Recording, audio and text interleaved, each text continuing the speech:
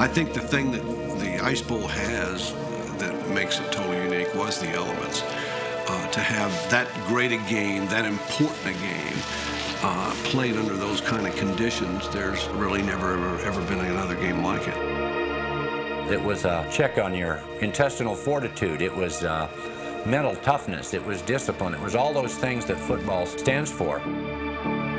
If it was as cold as I'll ever be in my life, I'll never be that cold again. I will move before I be that cold again. The field was, just ice. Ice. Terrible. And players were hurting so bad. And how they could run the ball and catch the ball, I don't know. Mind over matter, will. Under the circumstances, and as well as both football teams played, I think it's almost impossible to ask more from a group of players than was asked of them that day. And when the Ice Bowl is discussed and rehashed, the talk is rarely about strategy and tactics, but it's always about human values, about courage, poise under pressure, and most importantly, the incredible resolve of two teams who pushed themselves to the limit with a world championship at stake.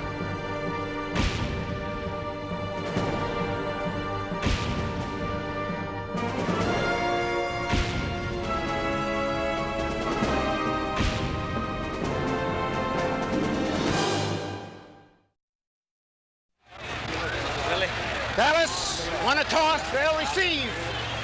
Green Bay will kick. We'll do it again at the end of the half. You have your For the Dallas Cowboys and their coach Tom Landry, the 1967 NFL championship game offered a second chance to prove they could dethrone the kings of pro football. Dallas was sustained by the memories of 1966, when the Packers narrowly averted defeat in the Cotton Bowl. Well, the first year we played the Packers and lost to them, they had a much better football team than I think we did. We had a lot of young guys. We had a very young team, and that was giving us a year growing up. And when we first played Green Bay in the first game in Dallas, we were just happy to be there. I think most of the guys were just happy, Jesus, we playing the Green Bay Packers in the championship game. And we played them close, and we played them a pretty good game. Trailing by 7 late in the fourth quarter, the Cowboys were inside the Packer 5 when the Dallas staff inexplicably made an ill-advised substitution. When we get down to the last play on the goal line, he sends Bobby Hayes in, which was a catastrophic mistake, because Hayes has never played on the goal line, has no idea what to do. Hayes was not supposed to really be in there, and he was the guy that was to block the linebacker, and we were going to roll out. And I didn't notice we didn't have the right personnel in there.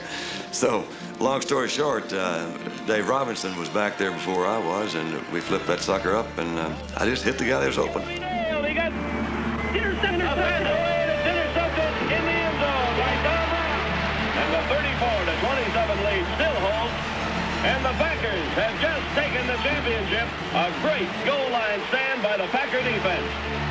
We'd just come off the championship game against Green Bay and Dallas. So going into the 1967 season, we anticipated being a pretty good football team. We were still young. We had basically the same players. As it turned out that year, we didn't have quite as good a beginning and quite as good a team as we had hoped, because we had a lot of injuries. And toward the end of the season, though, we started getting all of our players back, and we were relatively healthy. We were pretty sure we were going to be in that championship. And we were pretty sure it could be Green Bay that we were going to play again. And I feel that we were setting plays up all year, in particularly the last 6-7 games of the season, that we had set games up with different formations. We'd throw an odd formation in that we'd run another play from, primarily with Bob Hayes out to the side. But our overall team, we felt we were faster. That speed was showcased in the conference playoffs, with Bob Hayes gaining 285 total yards as the Cowboys annihilated the Browns. That game we were ready. We just knew that they wasn't going to beat us, not the way we were playing at that time, and we were playing good and we were playing strong, and it was just no chance. Cleveland had no chance. Lone Star State fans sensed that this could be their year, but such pie-eyed optimism had hardly been the hallmark of the 1967 Packers. Green Bay was shooting for a record-setting third straight title, but age and injuries were taking their toll. It was the last season that Lombardi coached the Green Bay Packers.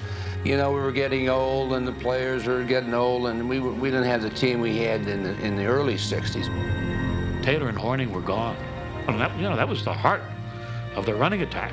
Vincent had a falling out with Jim Taylor. I think it might have been over salary, whatever. And he wanted to prove he could win, even without those two great players. He wanted to win that second Super Bowl so badly. And they had a very average regular season. My goodness, a poor Steeler team had whipped them. Just winning and being champions carried a burden.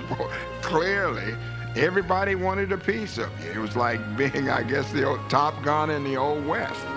As we were going through the season, I think I tore an Achilles in the series later, as I went out, even before I had found out what was wrong with me. Grabowski in the very next series tore up his knee. So that was our starting backfield at that time. First time I can remember the Packers having to bring in guys from other teams or guys that were on the street to play, to fill in. Green Bay limped to a division title, but then the Packers discovered the playoff atmosphere offered just the tonic they needed to revive their championship dreams. The Green Bay Packers lost to the Los Angeles Rams out in LA just a couple of weeks previous to this game, and we had even more motivation to beat them. Travis Williams in particular had a great day. It just showed me a lot about what the Green Bay Packers were made of, because we had been kind of struggling and really came to the fore for that great championship series, beginning with the Ram game. And so it would be a rematch between two teams and two coaches who were more than familiar with each other. The Packers were like our arch nemesis to Tom, because he and Lombardi had coached together in New York. Landry's theory of football was multiple offense, a whole lot. You throw a whole lot of different formations, and the Packers basically ran out of a split and set backfield and had maybe 6 running plays and 6 passes. He knew where they were going, and all they said was try and stop us. We knew going up to Green Bay wasn't going to be easy, but I think we arrived Friday. It wasn't bad at all. Saturday we went out and worked out. It was about 18 degrees, which is wonderful for playing. Don Meredith, he just said, we were on the bus going to practice on Saturday, and he cupped his hands, looked back at the bench, and said, this is going to be easy money, easy money. Meredith, I think, was confident. We were in great spirits. We knew there was a cold front on the way, but we heard that it was going to be there sometime after the game. So if the weather was going to be anything like Saturday, we had great hopes. Unfortunately, Sunday came.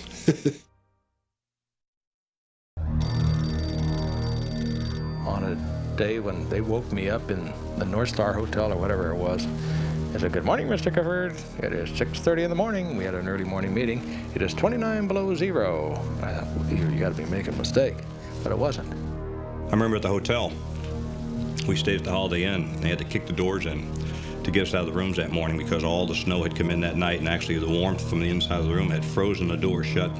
And I thought, this is going to be a very interesting game.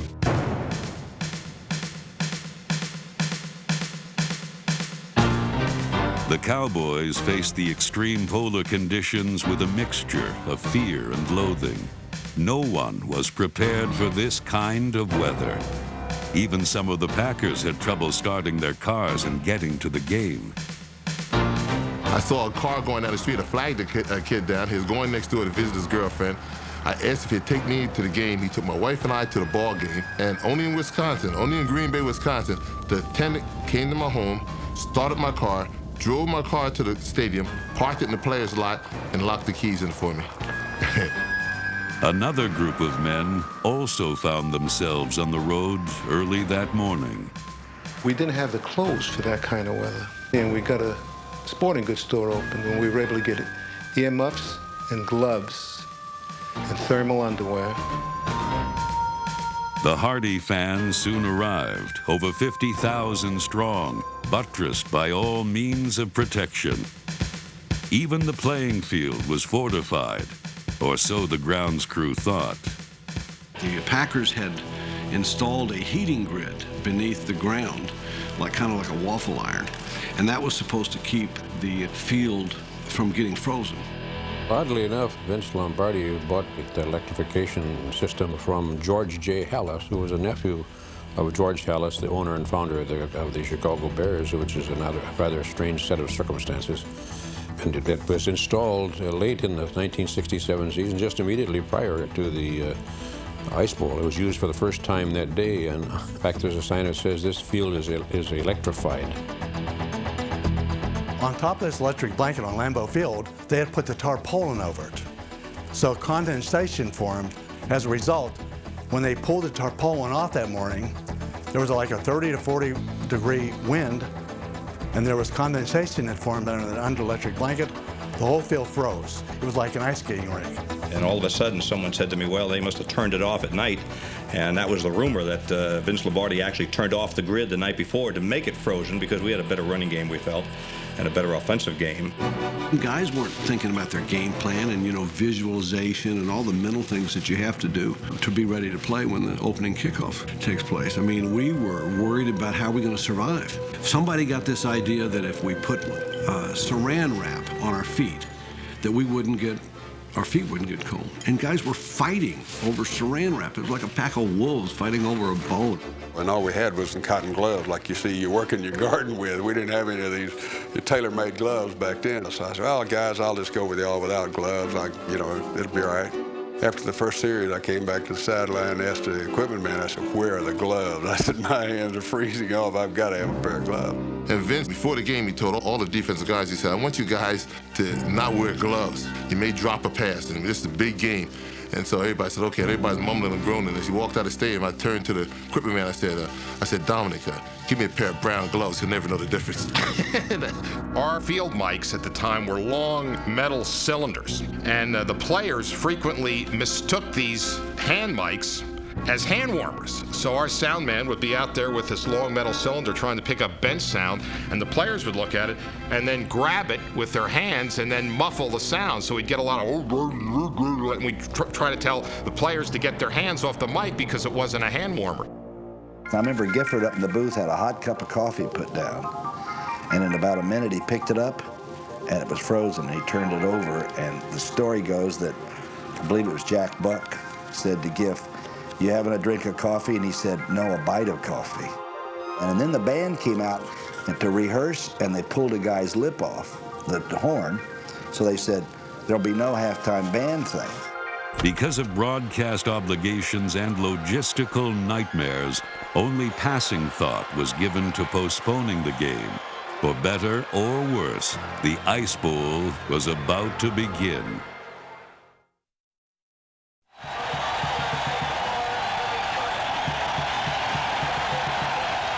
I think the thing that probably I remember better than any was the first play of the game when the referee blew the whistle. And when he pulled it out of his mouth, he pulled part of his lip off, and the blood started dripping down his chin, and it froze in an icicle. I blew my whistle to start the ball game, and I didn't really blow it. It was only a half a blow because it was a tweet, and that was the end of all whistles for the ball game. They all froze on us. So we just yelled, stay away, keep off them, and everything. A sellout crowd has braved the coldest New Year's Eve in the history of Green Bay, Wisconsin, to witness the 1967 NFL championship game between the Dallas Cowboys and Green Bay Packers. The mercury has dipped to minus 15 degrees, winds gusting at 18 miles per hour as we approach kickoff. That makes it the coldest game in league championship history.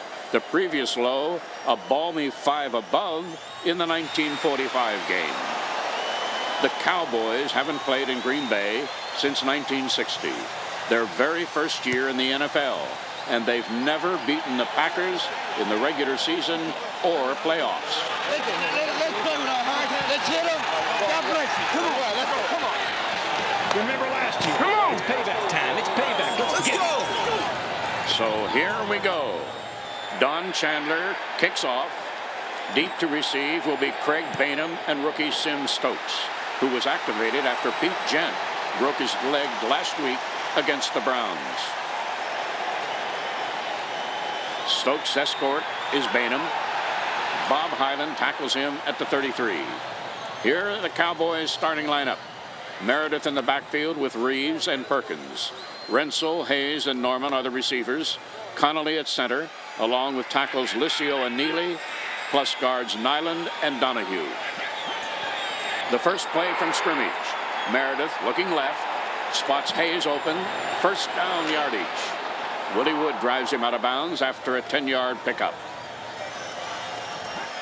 From the Dallas 43, Reeves cracks the right side, has some room till Dave Robinson and Henry Jordan bring him down. 2nd and 6. Let's set the Packer defense for you. Davis, Kostelnik, Jordan, and Aldridge up front.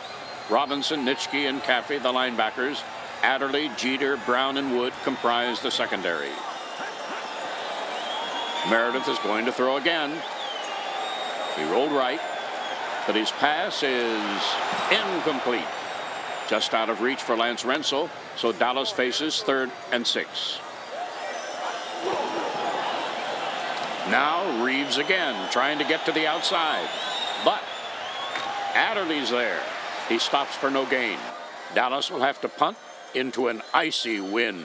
As you're out there reacting or whatever, you're not so much aware, but as soon as you are platooned off, you say, wow, this is one cold mother. Here's Villanueva's kick. It's a pretty good one. Wood takes it, and he's snowed under by special teams captain Harold Hayes at the Packer 18. Here's Green Bay's lineup. Starr, Anderson, Mercine in the backfield. Dowler, Dale, and Fleming are the receivers. Bowman at center, flanked by Skoronski, Gillingham, Kramer, and Gregg. On the first play, Starr gives to Anderson, and he finds a hole, but he fumbles. Leroy Jordan made the initial hit, but it looks as if the Packers have recovered. And that should warm the faithful fans who are here in this bitter cold for the NFL championship. 2nd down 5, Anderson to the right this time, and a huge hole, and he's very close to a first down. Jordan and Gector combine on the tackle. It'll be 3rd and short for the Packers. Anderson again over center, and he's got the first down. Now, here's the Dallas defense. Towns, Pugh, Lilly, and Andre across the front. A veteran linebacking crew of Howley, Jordan, and Edwards. The deep backs are Green, Johnson, Gector, and Renfro. From the Packer 31, Starr on his first passing attempt. Down he goes, bowled over by Lilly and Andre for a loss of 9. Now Green Bay has its work cut out at 2nd and 19. Starr is going to throw. It's batted away from Fleming, but the call, pass interference on Gector. More good luck for the Packers, who get the automatic first down at their own 31. Starr backpedals. It's to Anderson in the flat. Donnie's got it for a first down and a gain of 17. We had tremendous respect for their defense, and so we had designed a game plan which was both run and pass, because we knew they were a better team than they were the year before when we played them in the championship game. Starr stays with Anderson. Donnie wiggles his way for about 3. The former Texas Tech All-American is really carrying the load on this opening drive. 2nd down, and Mercine gets his first carry. He's into Dallas territory, but only for a couple. Jethro Pugh wrestled him to the turf. That brings up 3rd and a long 5. Starr will go to the air. Incomplete, but a flag is down. Defensive holding on Dallas. Automatic first down at the Cowboy 42. Anderson on the handoff, but he's smothered by Lilly, who wasn't even touched. An obvious blocking mix-up, so it's 2nd and 12. Now Mercine on the draw play, picks up 3. Edwards wraps him up. Helped along by a resounding hit from Renfro. So the Packers face 3rd and a long 9 at the 41. Starr's going to throw. Carroll Dale wide open, takes it to the 24 before Mike Johnson finally brings him down. The field, when we first started the game, it wasn't totally iced up. It was iced up, but it wasn't. There was still traction where out in the middle of the field, and even at the beginning of the game, we just let them have a couple of easy plays. Starr to the air once more. Carroll Dale again near the left sideline. He eludes Johnson and is off and running. All the way down to the 9 before Gector drives him out of bounds. First and goal for the Packers. Starr with a give to Donnie Anderson. He picks up maybe a yard inside. Leroy Jordan, the first one there. Second and goal from the 8, and the crowd grows louder. Starr back to throw. A bullet to Boyd Dowler for the touchdown. Bart called an audible against a blitz, and I was kind of in tight at the split end position and broke down and in, and he just didn't take the inside away from me. It was kind of an easy pitch and catch. Dowler really outfoxed young Mike Johnson on the pattern. 82 yards, 16 plays, nearly 9 minutes eaten up. Chandler's point after is good. The Packers take the early lead.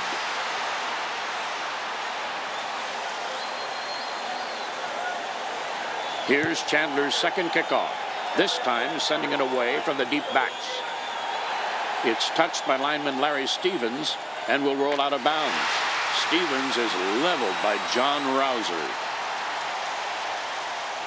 That's where Dallas takes over at the 12, just under 6 minutes left in the first quarter. Here's Meredith's call. A delay to Perkins, and he spins his way through a hole for about 5 before he's met by Willie Davis and Dave Robinson. That'll set up a 2nd and 5 situation from the 17. Meredith this time with a quick play fake into the flat for Hayes. Weaving his way through the Packers. First down yardage. Dallas trying to put together a drive of its own, trailing 7-0. From the 27, Perkins cutting left, but Leroy Caffey brings him down, a gain of 3. The freezing fans try to stay warm with some applause for that play. Perkins again trying the left side. Henry Jordan closes in for the tackle. It'll be 3rd and 4. Perkins has been the Cowboys' leading rusher 6 of the past 7 seasons. He gets his 3rd straight carry, finding a big hole and another first down. Dallas has something going now. Meredith to pass. Protection good. Plenty of time. Finally throws, but it'll be incomplete. Reeves, the intended receiver, slipped and fell on the icy surface. That would have been good for a first down. Meredith, a delay to Perkins, but the Packers hold him in check. The Cowboys will have to throw on 3rd and 10. Footing was not very good. We didn't get to do a lot of stuff that we could do. I mean, we had little quick pitches we were going to do, flips out, down, outside. So I think, again, sour grapes or whatever it is. It's like we played a game, and I don't think that we didn't have all of our guns working. Meredith throws, and it's nearly picked off by Dave Robinson. It was intended for Rensel. The Packers have held. Dallas will be forced to kick again. Danny Villanueva boots it. This one isn't going to go very far. Willie Wood with the fair catch. It's only a 33-yard kick. Green Bay will take over in the closing moments of the first period.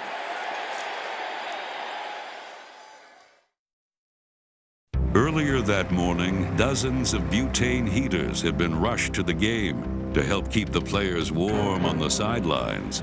Makeshift dugout bunkers had also been erected. The results for both were mixed. Right now, I can think I've seen better homeless shelters than this thing. It was kind of made of plywood and some kind of a green tarp. So it was very kind of dark and just as cold inside as it was out. Maybe it felt like even the cold air was trapped in there. So I didn't get in there very much.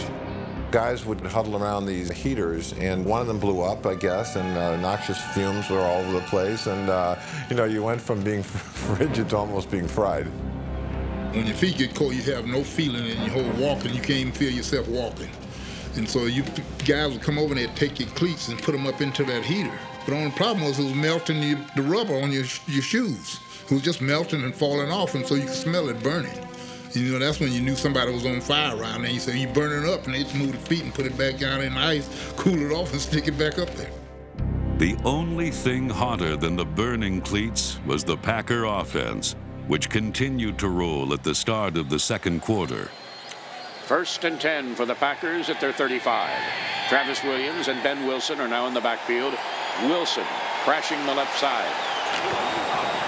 Renfro finally brings him down after a 13-yard pickup to the Green Bay 48. Now Williams for his first carry. He slices left for another solid run, 7 yards. Dave Edwards nabs him. The Cowboy defense is really back on its heels. Starr with a play fake to Wilson. He's going deep. Dowler's got it. Goes in for the touchdown. 43 yards. He beats Mel Renfro on the pattern. The second one was play action, and they bit. Of course, Bart had to get me the ball, and I had to catch it under those conditions, which weren't ideal, but the plays were there, and they just worked. It wasn't a wonderful job of beating man-on-man coverage, and I just stayed upright and caught the football and got in the end zone.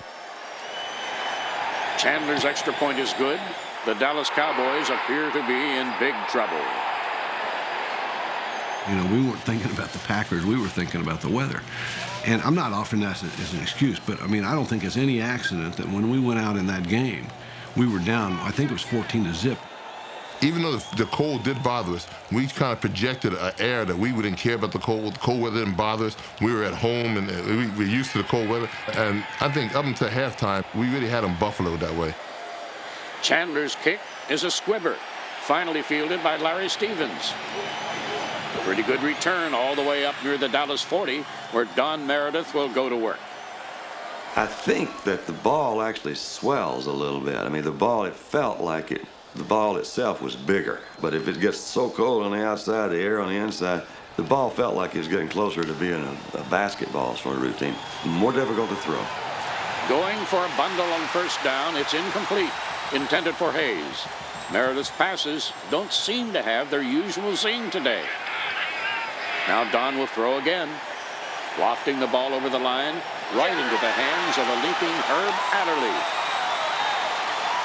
The all-pro corner dances toward the sideline, finally stopped after a return of 15 yards, and now the Cowboys are really on the ropes.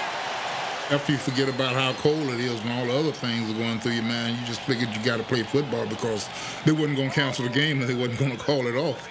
So you better get in here and try to play and try to win, and that's when we just start playing better. From the Dallas 32, it's Wilson going left. But Mike Johnson and Leroy Jordan hold him to virtually no gain. Dallas must make a defensive stand here, or this game could be over early. 2nd and 10, Starr goes to the air. Over the middle, batted down incomplete. Linebacker Dave Edwards, the one who just got a piece of the ball.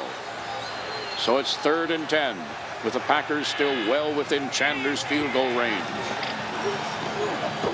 Starr will be throwing. He has time. But now Andre storms in, drops Bart for a big loss, all the way back to the 42, which not only kills the drive, but forces the Packers to punt instead of trying for the field goal. The Green Bay offense squanders a golden opportunity. I could have probably thrown to the X-Man, but I saw Travis going, but one wing square, and then I got hung up. You think he should have hooked it? I think so. See that? I got lost on him. See, when he continued through there because I couldn't pick up Renfro. I couldn't find Renfro. I couldn't see him. Time to hook is just too long rhythm. Right here, Coach. Yes, sir. They're not defensively. They don't seem to be coming off the ball. Maybe 53 and 52. See? Yes, sir. Okay. Yes, sir.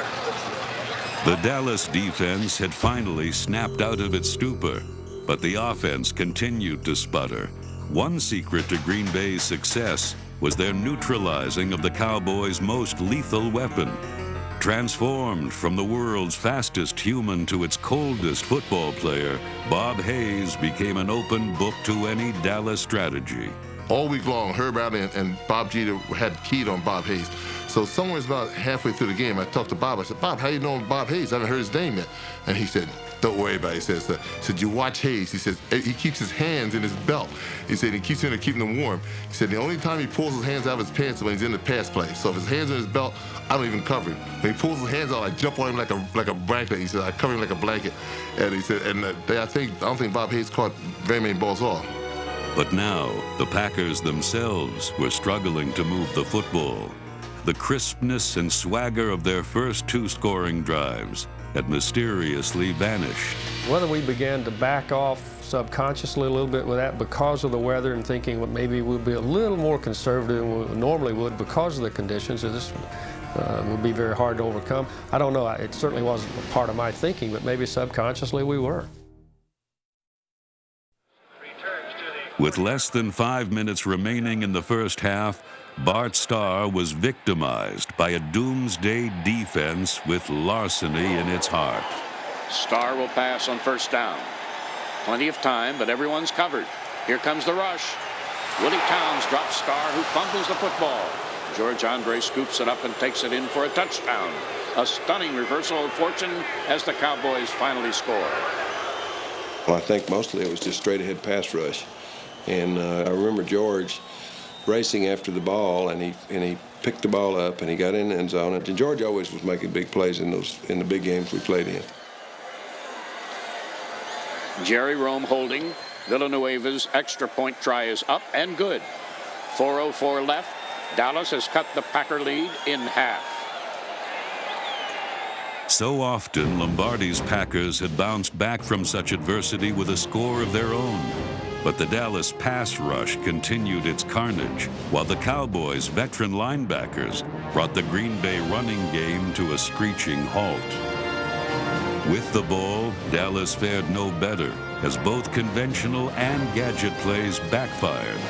With 1:50 to go, the Cowboys punted, hardly expecting a second gift that was about to be handed to them. Villanueva hits a high, twisting spiral through a gusty wind. Woody Wood camps under it and fumbles. A mad scramble. Looks as if the Cowboys have it. Landry thinks they do. The officials agree. Phil Clark, the rookie from Northwestern, makes the recovery. Dallas has its second big break of the game. Perkins gets the call, but he won't get much.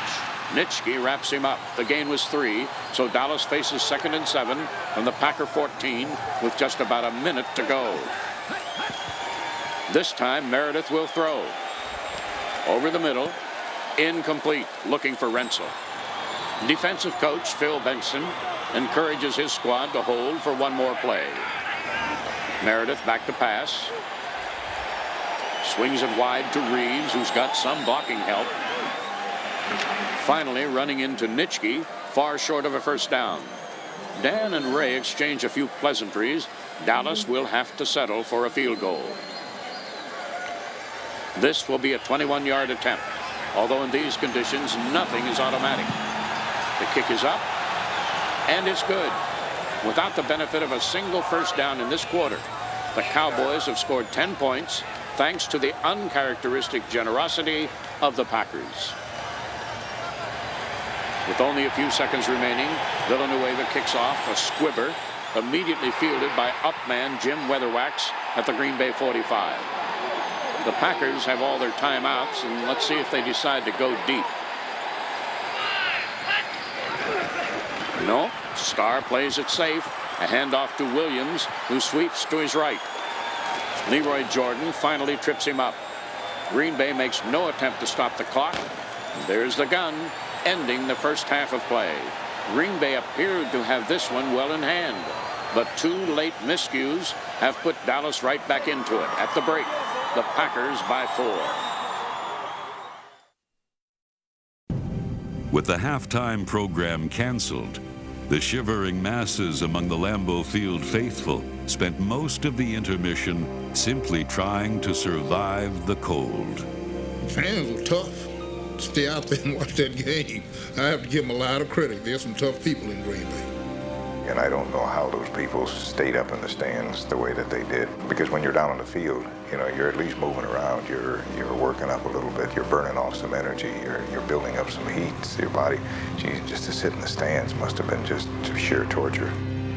You know, one person did die in the stands during the game of a heart attack. One man did die during the course of the game. An elderly man died probably as a result of exposure, I assume. And people in the stands, their breath was frozen as they would exhale. And the frozen vapor was so prevalent that you almost couldn't see the people. It was like the fog coming in over San Francisco. It was like, you couldn't see anybody in the stands almost. And it was really kind of a surrealistic Salvador Dali type of ambiance. Coming up, the second half of the Ice Bowl. Still smarting from their dubious generosity and a halftime tongue-lashing by Vince Lombardi, the Packers began the third quarter the same way they had ended the first half, under a swarming pile of fast-pursuing Dallas defenders. And, to Lombardi's dismay, the Cowboy offense was finally getting untracked. The Dallas defense has kept the Cowboys in this game. Now the offense will try to get going from its own 11, 12:46 remaining. Meredith swings it outside for Reeves.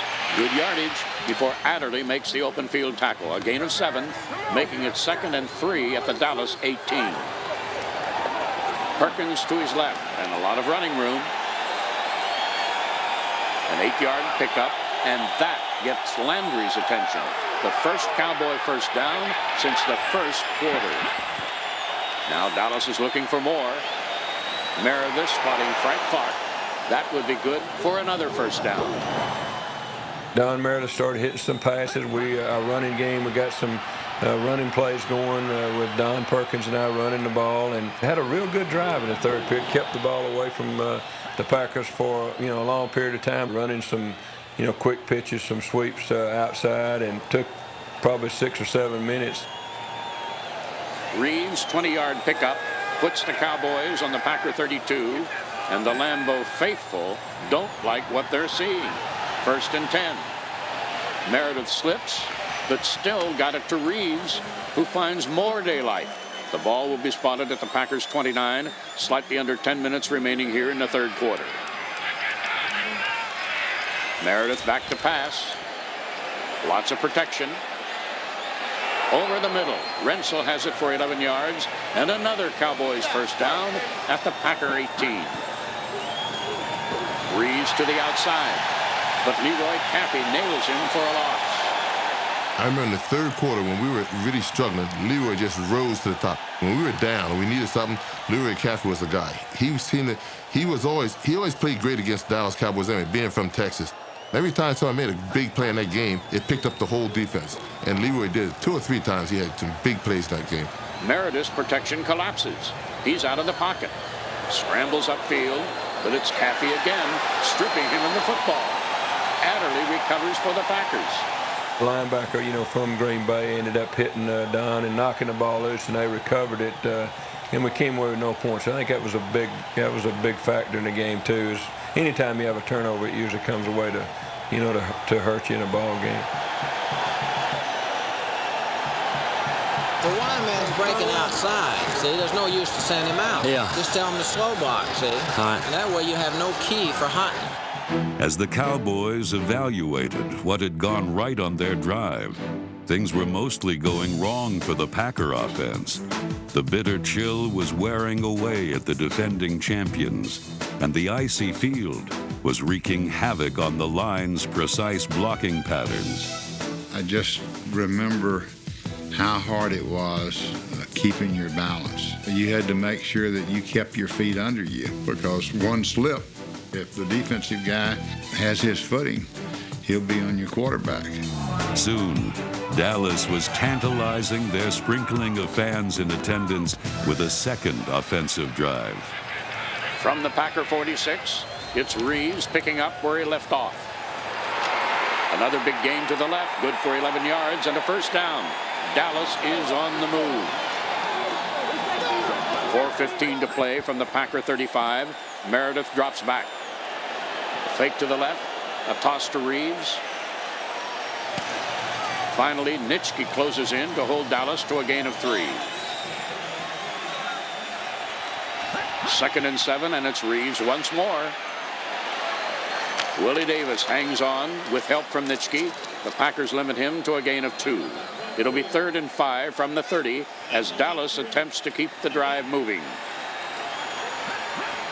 Meredith to pass. Caffey comes out of nowhere and drops him for a loss of 9.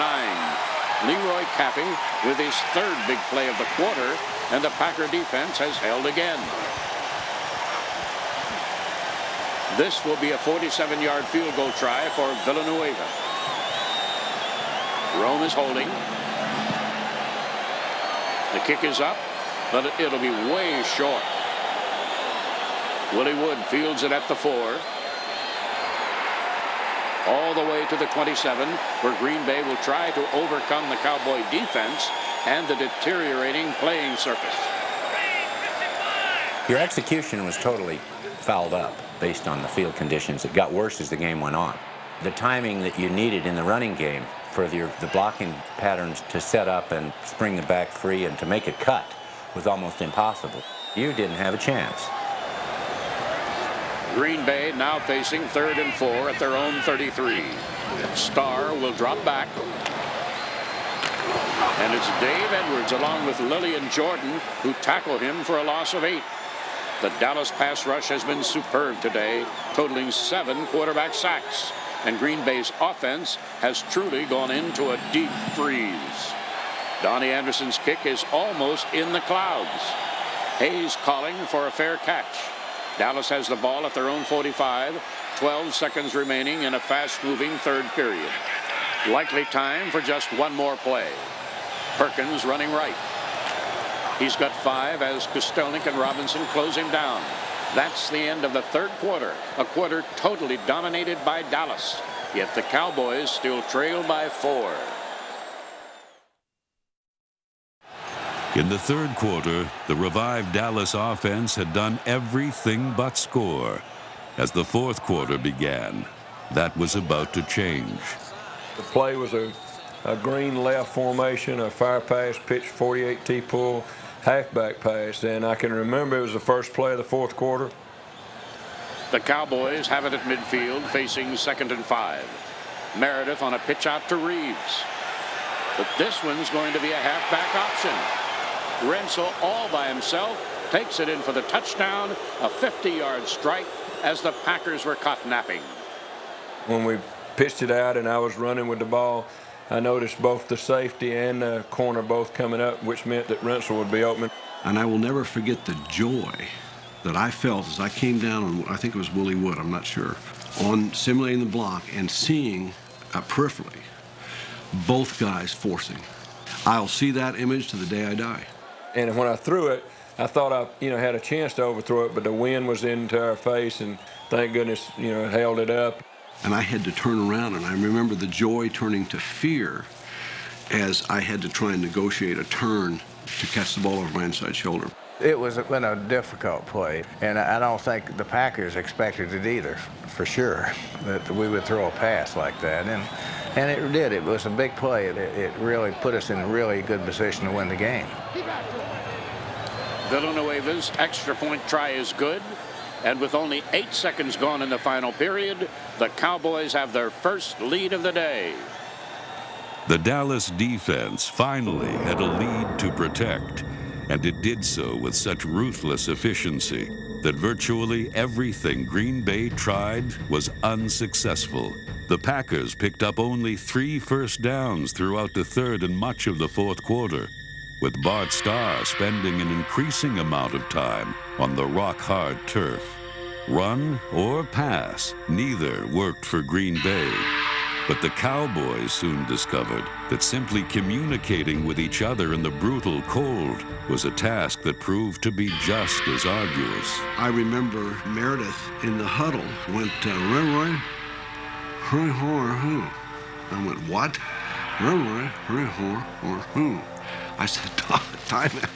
What was happening, his cheeks were freezing, and he couldn't form words with his mouth. And so Meredith literally massaged his cheeks to be able to form words. Mere words were starting to fail everyone by now, but the Cowboys' message was clear.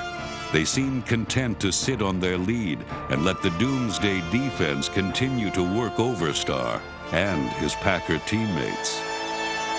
From their 18, the Cowboys have to give up the ball. Villanueva gets off an excellent punt. It drives Wood all the way back to his 38. Now, Willie tries to set up his blocks. It's going to be a penalty on Dallas. Wood was grabbed by the face mask. The guilty party, number 21, Dick Daniels, a rookie defensive back. That will put Green Bay inside Dallas territory at the 47. Weather conditions are worsening by the minute as Starr will pass. Complete to Dowler for a first down. Ground was hard, frozen. The ice was frozen on the ground. It was sharp as a razor. I mean, if you fell on the ground, you could rip your jerseys to shreds just like somebody taking a razor and cutting it. If you thought AstroTurf was hard, I mean, AstroTurf was like a pillow compared to this. This was like falling on jagged concrete. On 2nd and 9, Starr back to throw. Howley comes storming in and bats away Bart's pass. So it'll be 3rd and 9 with a little over 10 minutes left on the clock. Starr again. A deep drop. Looks like he's setting up the screen. Incomplete. Anderson never turned around to see it. So on 4th down, Chandler is in for his first field goal try of the afternoon. Don's 40-yard attempt is up, but it's going to be both wide and short. The Cowboys cling to their 3-point lead. Time may finally be running out on Packer hopes for a 3rd consecutive NFL championship. Dallas takes over at its own 20, 9:44 left in the game. They'll try to eat up as much time as possible. Perkins gets them off to a good start, but then he runs into Willie Wood. The gain is good for 5. Green Bay fans hoping for another defensive stand here. Dallas stays on the ground with Perkins. He gets maybe a yard before Caffey and Kostelnik slow him up. Bart Starr watching on the sidelines, hoping he'll get another chance. Now Perkins on his 3rd straight carry. Second effort gets him a couple, but it won't matter. The Packer defense was offsides, so that will give Dallas a first down at their own 31 with 8:29 remaining to be played. Reeves gets the ball, makes some solid yardage. 5 more until Willie Davis grabs him. 2nd and 5. Dallas will just keep on pounding until the Packers figure out a way to stop them. This time they might, as Reeves is tripped in the backfield. Finally corralled on a resounding tackle by Kostelnik, setting up a 3rd and 10 situation. Meredith will throw. Nothing over the middle. Don looks at the outside. He spots Frank Clark, who gathers it in for a clutch catch and first down yardage at the Dallas 41, 6:45 left in the game. Perkins will take it. Not much there this time. Obviously, cold is a factor, and you're aware of that. But I think you're more hampered by just the fact that you can't hang on to the ball, you can't turn, you can't cut, and then the cold is kind of secondary to the inability to perform out there.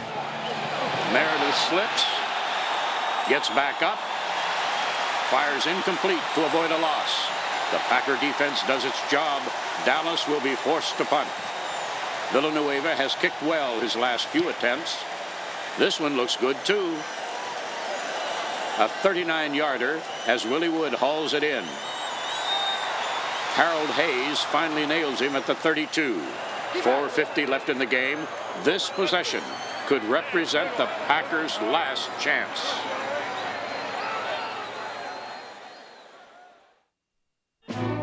When that last drive started, like 60-some yards ago, and I thought we brought the farm. I was saying, holy mackerel, I hope my car is in the parking lot so I can get out of town as soon as possible. Ray Nitschke, his voice was just about gone. And he was an awesome sight. No teeth missing and so forth. And his voice, don't let me down. This was to Starr and the offense. And then as if to say, and in case you didn't hear me, don't let me down. And it sent chills up and down your back. I don't think that there was any doubt in anybody's mind that we had to, or otherwise it was over for us. And I think the execution during that drive, I don't know that execution under those conditions will ever be surpassed. In a moment, the thrilling conclusion to the Ice Bowl. All the way down down to the 11 and out of bounds. We were ready in that last drive. We were totally focused on what we needed to do in order to go down and win this ball game. I don't want that to sound trite, but we did. And when I looked into those faces, all I did was then just call the play. The Packers begin at their own 32. Starr disguising with a double fake handoff. Finally dumping it out in a flat to Anderson.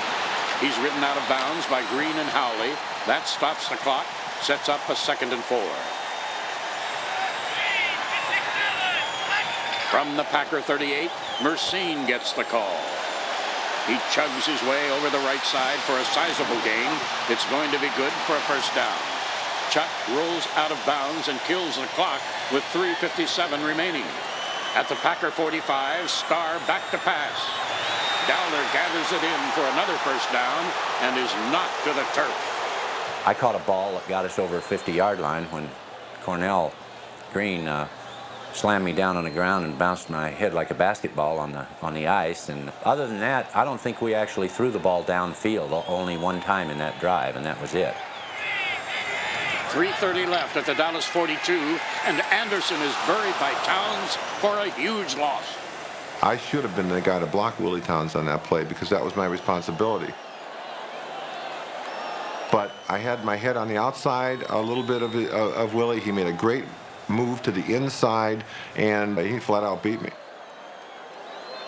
Cowboys took away the wide receivers after we'd thrown one to Boyd Dowler. They were doubling them, which was a good call on their part because that forced us to go slower down the field and to pick up larger chunks of yardage. On 2nd and 19, Starr spots Anderson on the right, who slips away for a 12-yard gain. Chuck Mercine and those guys were not real fast, so you didn't have to worry about them outrunning. All you had to do is just get in position, you could make the tackle. But on that sheet of ice, we just had several opportunities on that drive to make the play and just couldn't stand up. 2 minutes to go. Green Bay looks at 3rd and 7. Starr straight back. He finds Anderson again, who sidesteps a tackler and picks up the first down.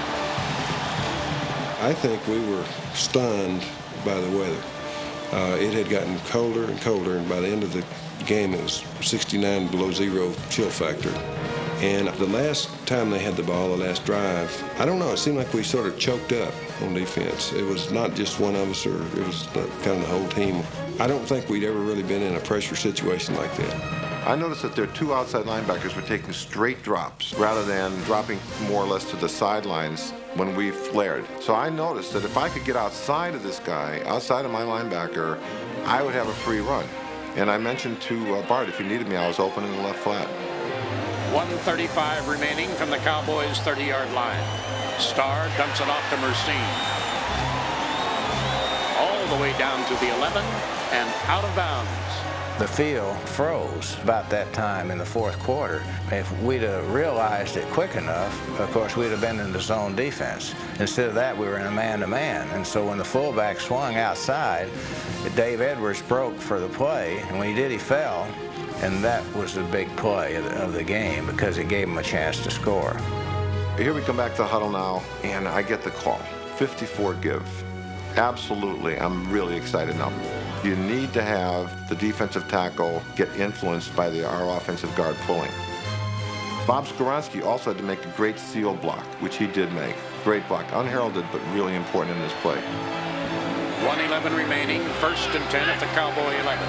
Mercine again, crashing through a huge hole down inside the 5. A brilliant call from Bart Starr, and Mercine nearly takes it in. 54 seconds to go. Anderson barrels over center, first down yardage. We're down in very close proximity to the goal line, and I'm confident we're going to make it in. But lo and behold, we're having some trouble getting it in. They call a couple of dive plays to our halfback, to Donnie Anderson, number 44. Both times, Donnie slipped. So the final timeout with 16 seconds to go, Bart went to the sidelines and decided to run 31 wedge. And that was a play that had been suggested in the Thursday movies. When we were looking at the Dallas Cowboys short yardage defense, I noticed that Jethro Pugh was higher than Bob Lilly on a goal line charge. And I said, Coach, if we need a wedge, we can wedge Pugh. He didn't make idle talk with Coach Lombardi. You better have something serious to say when you had something to interrupt him about. So he ran the film back about 3 or 4 times. He said, that's right, put in the wedge. It was our lead play on short yardage in a down and distance situation like that. And when I told him that they could get their footing, and I said, Coach, I'm up underneath the center. I can shuffle and lunge my way into the end zone. This is also typical of Coach Lombardi. All he said in a crisis time like that was, then run it, and let's get the hell out of here. You can see Lillard trying to chip some ice out of the ground. Matter of fact, he suggested we call timeout, get a shovel to dig the ice up. And a couple times I scuffed at the ice, but my feet was too numb to pound it. It all comes down to this. A third straight NFL title for the Packers riding on this play. Can Dallas turn back Green Bay? Could there be overtime? Starr calls the signals. He keeps it himself and is into the end zone for the touchdown with 13 seconds on the clock. Amazingly, none of the Packers had any idea that Starr would run the ball on a play designed for the fullback. I took off, fully expected to get the ball, and lo and behold, Bart did not turn around to hand me the ball. He dove in himself. A couple of things were going through my mind, but the most important one was, don't assist him into the end zone. And I couldn't pull up because it was so icy. So I threw my hands up in the air like this. So the very famous picture looks as if I'm signaling touchdown. What I'm honestly signaling is to any referee that was watching, I did not push him in the end zone, which would have been a penalty, which would have negated everything. Jerry hit Jethro, and I got into him, and I kind of pushed him into the end zone. Probably the only game in my professional career that I can honestly say that as an offensive center, I had a key role in ending up putting the Green Bay Packers in the Super Bowl. If we hadn't scored on the play, the clock would have run out and we'd never kicked it. I don't think with 16 seconds, I don't think we could have lined up our field goal team and kicked it. So it was all or nothing at all. Here's Chandler's point after attempt. It's good. So a field goal won't help Dallas. They'll need a miracle touchdown to pull this one out. The year before, the game was decided in the final few plays just like this one was. And, you know, my feeling was one of big disappointment. My God, it's happened again. You know, it's happened again the same way. Chandler's kickoff is short. It takes a Packer bounce, rolls into the end zone. Sim Stokes picks it up, but is strongly advised by his teammates to down it for a touchback. The fans are just aching to celebrate. They'll have to endure these final moments. From the 20, Meredith will need to make a desperation throw, firing long downfield for Renzel. Over his head, incomplete. Mercine and the rest of the jubilant Packer bench can just about taste victory now. 7 seconds left. Meredith will have to throw deep and pray. He's going for Stokes, who's covered tightly by Adderley. It falls incomplete. The clock has run out. And the Green Bay Packers, in one of the most thrilling comebacks of all time, have beaten the Dallas Cowboys to win the 1967 NFL Championship.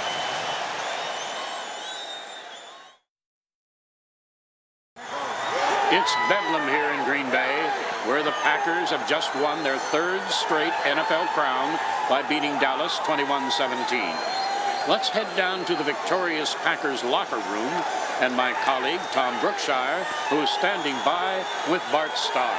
The root out you get. You've thrown the long ball many times, but was any yard more appreciated than the one you got, Bart, when you had to have it in the closing seconds? Well, I don't think so, Tommy. Particularly the fact that we were having real poor footing down there, and we had some couple of good plays we felt in that situation. We couldn't even put it in with those. The backs were sliding when they would start, and really we had run out of ideas. We didn't know what to do.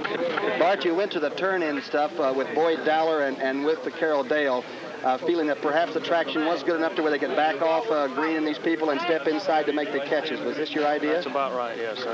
What about, they did throw you 8 times, but it looked like you maybe just couldn't find an open receiver. Was the secondary for Dallas doing a great job that it appeared? You're a real fine analyst. That's exactly what happened, and I think you should take no credit away from Dallas, but also don't misname our offensive line today, because they did a real fine job for me. I think a couple of times I should have tried to throw the ball away, but I was pressured there and I wasn't real sure. In fact, on the fumble, I'm sure I should have thrown it away somewhere. But that's exactly what happened. They did a fine job of covering our receivers, and I just had to eat the ball. Bart, how about the 3rd down and 1 call? Is this I know Green Bay likes to do this on 3rd and 1 when you hit Boyd Dowler straight up against the wind for the touchdown. Is this a normal call for you? Do you like that 3rd down and 1 situation where you can play action passes and throw deep? Well, it's strictly a gamble, as you know, and we were lucky on that one, and you have to be lucky. If you miss on those things, you look like an idiot, but we were lucky enough on that one. They worked out fine. You know, the one you hit Carroll Dale with, a short pass, the 86, I think you call it. I recognize that. You put You're Max going to be giving our secrets away here. Bart Starr, you did a great job. You're a fine leader, and like I say, I think the adversity of the ball. We'll get back to Tom in just a moment. But as we watch the wild celebration, here's a reminder to everyone in our audience that tickets are still available for the Super Bowl, to be played 2 weeks from today in Florida. You can obtain them by contacting Miami's Orange Bowl Committee at the address appearing on the screen. The Packers will be meeting either the Oakland Raiders or the Houston Oilers, who will determine the AFL champion later this afternoon. Now let's return to Tom Brookshire in the jubilant Green Bay locker room with head coach Vince Lombardi. Hold you, and then well, I think we gave him a lift, we gave him a big lift with the fumble recovery and for a touchdown, and later on with the drop punt. We gave him 10 easy points, and that gave him a lift. Up until that time, of course, I thought we had control of the ball game, but the pendulum swung a little bit on those 2 plays. Coach, do you feel the footing was detrimental blocking for both offensive lines or anything? Well, the footing was not as bad as it possibly might have looked.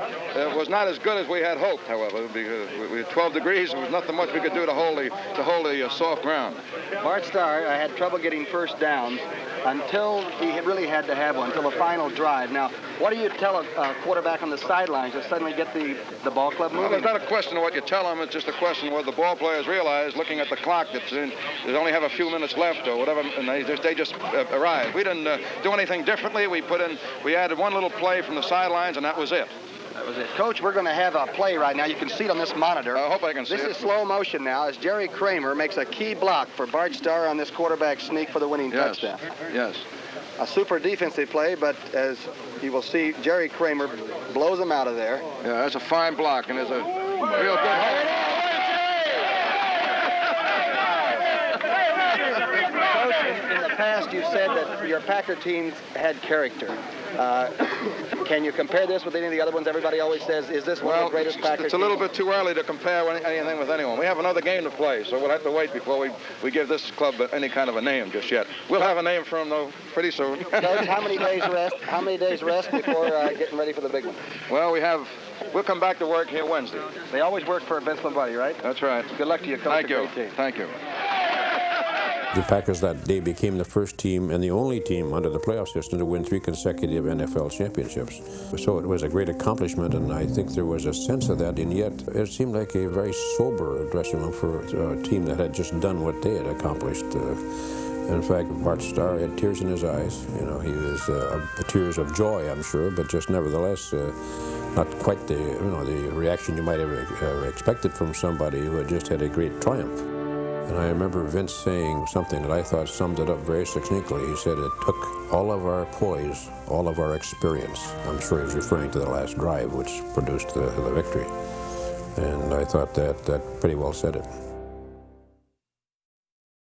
For the Dallas Cowboys, the last-second defeat in the Ice Bowl was a shattering experience, both spiritually and physically. It was awful cold, and a lot of people came away with kind of a frozen, or your face was kind of frozen, your fingers and all. And a lot of people were hurting after that game. Defensive linemen played the entire game without gloves, and most of them had frostbite from it. My feet and hands still bother me in cold weather. You know, just tingle and burn, and I hate cold weather because of it.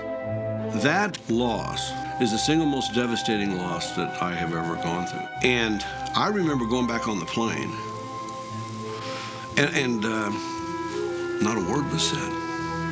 And I have never been on a plane, a team plane, after a victory or win where that was the case.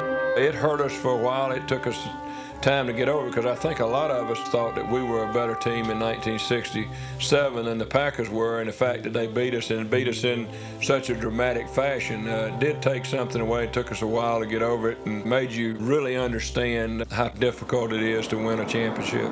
While the Cowboys suffered in silence during their homeward flight, the Packers' celebration was also low-key. Instead of a lavish banquet at a restaurant, the victory was noted by only a modest New Year's Eve gathering in Vince Lombardi's rec room. After the game, Coach Lombardi invited my father and I to his house where he was going to have a post-game party. And there you saw Lombardi, not as the fire-breathing, butt-kicking, all-conquering coach, but instead we saw him as the doting grandfather and a gracious host. Big John. Laugh, everybody. Laugh, everybody. Come on, laugh. Come on. Oddly enough, there were two things that were omitted from the conversation. Number one, there was no discussion of the Super Bowl at all. I mean, nobody even mentioned that game. And then also, there was no discussion or no even hint of his imminent retirement, which would occur in a matter of months after the Super Bowl. Super Bowl II was an anticlimax, an effortless win over the outmanned Raiders. It was a much easier game for us than, say, Kansas City was the year before. Herb Adley intercepted a pass and took it for a touchdown for us. Donnie Anderson did well. He ran well. And Boyd Dowler caught a long touchdown pass. I think we won 33-14, but there was no doubt that we were a dominating team for that game. And I think as players, we were almost afraid that he would leave us. And nobody wanted to talk about the time when he wouldn't be here because of this great inspiration he was to us. And because of the corporate structure of the Packers, I believe it is impractical for me to try to do both jobs, and I feel I must relinquish one of them. Fortunately, I have had a very capable and a very loyal assistant. Gentlemen, let me introduce to you now the new head coach of the Green Bay Packers, Mr. Phil Bengtson. Within 2 years, Lombardi would be dead of cancer, and the Green Bay Packers would not return to the Super Bowl for nearly 3 decades.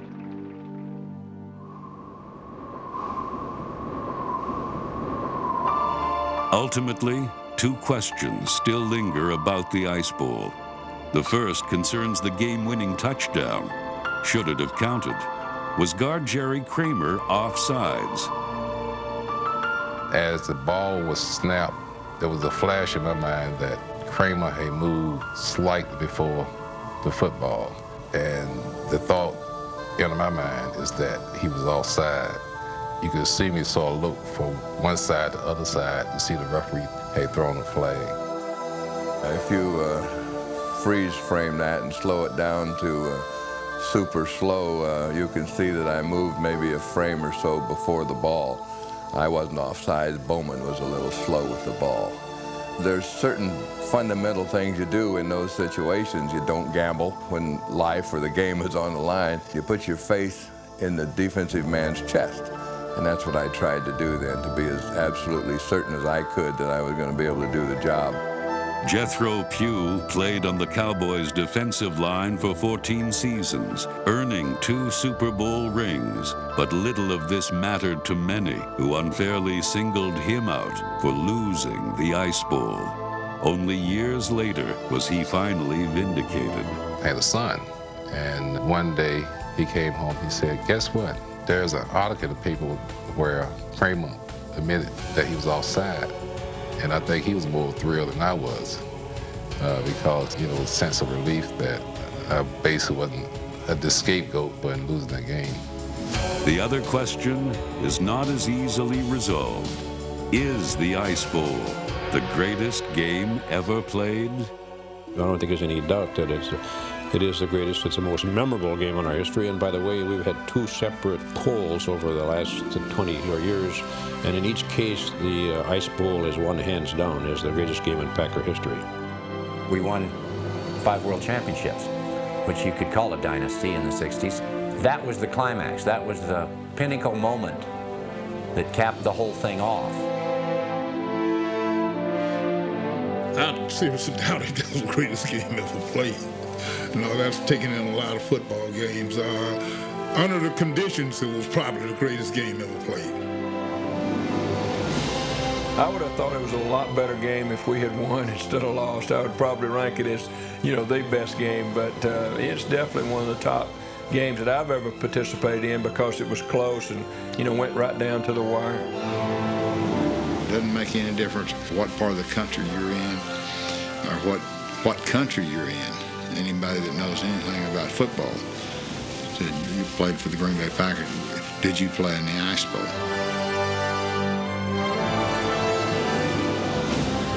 What that game meant was unbelievable. We had fought all year to get to that point. It had been a tough year. We'd won 2 consecutive championships prior to that. And then to have it come down to this and the bitterness of this particular day and to win it in that fashion. So from our perspective, I think it was the greatest game of all time.